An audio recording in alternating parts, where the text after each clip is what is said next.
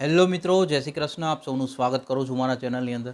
Canada IRCC immigration તરફથી ફરી એક વખત ખરાબ અપડેટ છે. કેનેડા અત્યારે બહુ જ સ્ટ્રિક્ટ થઈ રહ્યું છે, જેની અંદર કેનેડાએ 10 વર્ષના મલ્ટિપલ જે વિઝિટર વિઝા એન્ટ્રી હતી એ બંધ કર્યા છે. કેનેડાએ 10 વર્ષના જે મલ્ટિપલ વિઝિટર વિઝાની એન્ટ્રી હતી એના પર હોલ્ડ માર્યો છે. આ અપડેટ કન્ટિન્યુઅસલી છે જે સીટીવી ન્યૂઝના માધ્યમ થ્રુ મારી પાસે આવી છે. હું તમારી સાથે બને એટલી સરળ ભાષામાં શેર કરવાની કોશિશ કરું છું. બટ આની અંદર અમુક અપવાદ બી રૂપ બાકી રાખવામાં આવ્યા છે, અમુક ટર્મ્સ કન્ડિશનો અલગથી આપવામાં આવી છે. તો અલ્ટિમેટલી આ બધાને લાગુ પડે એ જરૂરી નથી. આ અપડેટ એવી છે કે જેને તમે પ્રોપરલી સમજવું બેટર છે, કે જેને કારણે તમે પેનિક થાવ અથવા કેનેડાના વિઝિટર વિઝા ઓનલી બંધ જ થઈ ગયા, આ બધી તમે જો મગજમાં એક કલ્પના ઊભી કરો બેટર છે. આને એક પ્રોપરલી તમારે સમજવાની જરૂર છે. જે આને પ્રોપરલી જો તમે સમજશો તો તમારા ઘણા બધા ક્વેશ્ચન્સો જેની અંદર મગજમાં તમારે આવતું હશે કે શું કેનેડાના વિઝા બંધ થઈ ગયા, હવે શું મને કેનેડાના વિઝા મળશે કે નહીં મળે, અથવા મારા બાળકોને હું મળવા માટે કેનેડાના વિઝિટર વિઝા લઈ શકીશ કે નહીં લઈ શકું, આ બધી પ્રકારના જે તમારા કન્ફ્યુઝન્સ છે એની અંદર સોલ્યુશન તમને મળશે.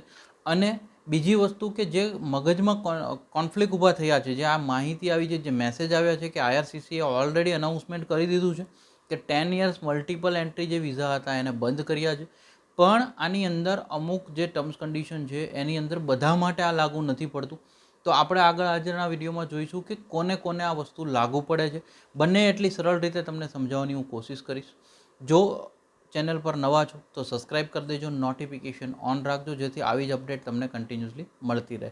અને લાસ્ટમાં હું કહું છું એવી રીતે માહિતી જો સારી લાગે તો લાસ્ટમાં લાઇક કરજો, મેક્સિમમ લોકો સુધી શેર કરતા રહેજો, because spread education support education. હવે તો કે આપણે મેઇનલી આગળ જઈએ. આઈઆરસીસી કેનેડાએ ફાઇનલી અનાઉન્સમેન્ટ કર્યું છે કે જેની અંદર કેનેડાના જે 10 યર્સ મલ્ટિપલ વિઝિટર વિઝા હતા, જેની અંદર જે વ્યક્તિને બી આ વિઝા મળતા હતા એ વ્યક્તિ પાસે એક રાઇટ્સ આવતો હતો કે ગમે ત્યારે કેનેડામાં જઈ શકે, ગમે ત્યારે કેનેડા છોડી શકે. આ એને એક રાઇટ્સ મળતો હતો. હવે આના પર કેનેડા ઇમિગ્રેશન સ્ટ્રિક્ટ થયું છે અને આ વિઝા તમને આપવાના એને બંધ કર્યા છે.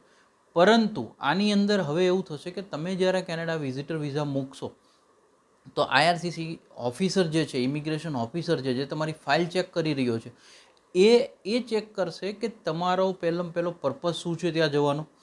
બીજી વસ્તુ તમારા હોમ કન્ટ્રીના ટાઈસ, ત્રીજી વસ્તુ તમારા કેનેડાના ટાઈસ. આની અંદર હું તમને સરળ ભાષામાં કહું, હોમ કન્ટ્રીના ટાઈસની અંદર શું શું આવે તો કે તમારા રિટર્ન આવવાના કેટલા પર્પઝ છે, તમારી એવી શું ટર્મ્સ કન્ડિશનો છે કે જેને કારણે તમે ભારત પાછા આવી જશો અથવા તમારી હોમ કન્ટ્રી તમે કેનેડા છોડીને પાછા આવી જશો. કેનેડાની ટાઈસની અંદર એ જોશે કે તમને ત્યાં બોલાવનાર વ્યક્તિ અથવા તમારો સ્પોન્સર વ્યક્તિ છે એ વ્યક્તિ શું કરી રહ્યો છે, શું એના બેઝ પર તમે ત્યાં જવા માટે યોગ્ય છો કે નથી યોગ્ય. આ સિવાય જો કદાચ કોઈ ટુરિસ્ટ વિઝા લેતું હોય તો એમણે હોટલ બુકિંગ છે યા તો ત્યાંના ટ્રાવેલ આઇટિનરીઝ જે મૂકી હશે એ પ્રમાણે ઇમિગ્રેશન ઓફિસર ચેક કરશે કે કેટલા દિવસની ત્યાં તમારી ટ્રાવેલ માટેની જરૂરિયાત છે. એ પ્રમાણે તમારા વિઝાનું ડ્યુરેશન નક્કી થશે. આની સાથે બી 10 વર્ષનો સ્ટેમ્પ તો લાગશે જ નહીં. તમારા જો કદાચ પર્પઝ એવો લાગશે કેનેડા ઇમિગ્રેશન ઓફિસરને એવું લાગશે કે હા તમે જે જવાના છો અને આવવાના છો રિટર્ન, અને ત્યારબાદ બી તમારે કદાચ જવાની જરૂર પડે છે, જેની અંદર કદાચ તમારી મેડિકલ કોઈ ઇમરજન્સી હોય, તમારા બાળકો ત્યાં રહેતા હોય, એને મળવા જવાની વાત હોય, તો આની અંદર ઇમિગ્રેશન ઓફિસર એ ચેક કરશે કે તમારું બાળક ત્યાં આગળ સ્ટડી કરી રહ્યું છે, તમારું બાળક વર્ક પરમિટ પર છે, પીઆર પર છે. આ બધા ફેક્ટર્સને જોશે અને ત્યારબાદ તમારા વિઝાનો ડ્યુરેશન તમને આપશે.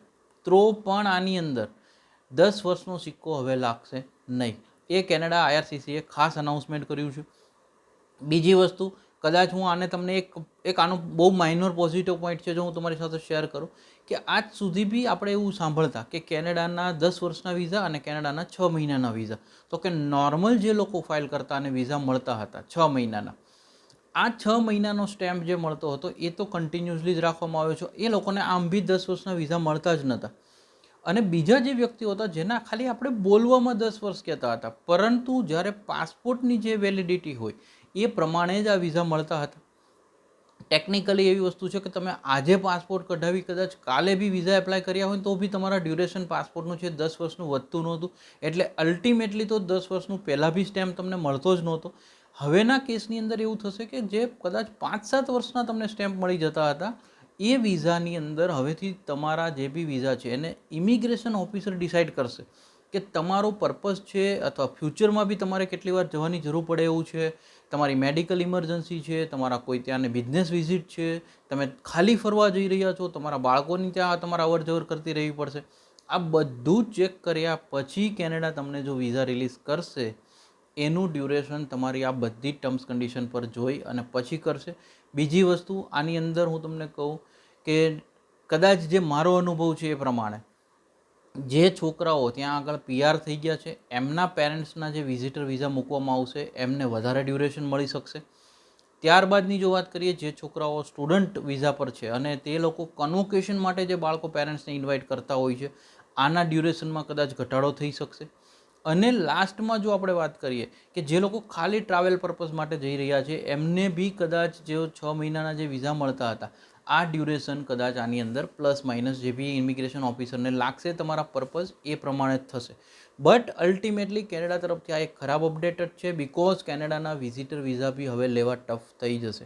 જ્યાં સુધી હું તમને ઘણી વખતે આગલા વિડીયોમાં બી વાત કરીએ પ્રમાણે કેનેડામાં ડેઇલી નવા ચેન્જીસ આવી રહ્યા છે. જેટલી બને એટલી સરળ ભાષામાં તમારી સુધી પહોંચતી કરવાની કોશિશ કરીએ છીએ.